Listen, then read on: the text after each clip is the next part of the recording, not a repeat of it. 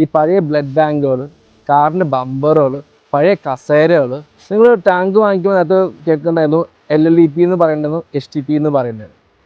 ഈ രണ്ട് മെറ്റീരിയലും പ്ലാസ്റ്റിക് തന്നെയാണ്. ഇപ്പോൾ ഈ രണ്ട് മെറ്റീരിയൽ ഉണ്ടാക്കുന്ന ഇഷ്ടംപോലെ കമ്പനികൾ മാർക്കറ്റിലുണ്ട്.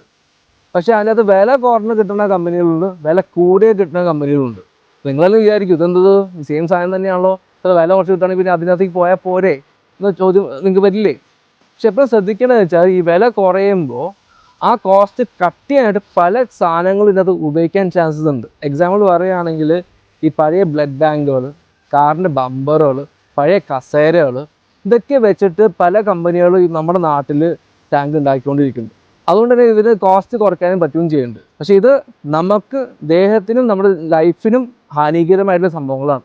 എപ്പോഴും ശ്രദ്ധിക്കേണ്ടത് LLEP ടാങ്ക് ആയിക്കോട്ടെ, HTP ടാങ്ക് ആയിക്കോട്ടെ, നിങ്ങൾ എപ്പോഴും നല്ല ബ്രാൻഡഡ് ആയിട്ടുള്ള കമ്പനി സാധനം വാങ്ങിച്ചാൽ നിങ്ങൾക്ക് സുരക്ഷിതമായിട്ട് ഇരിക്കാം.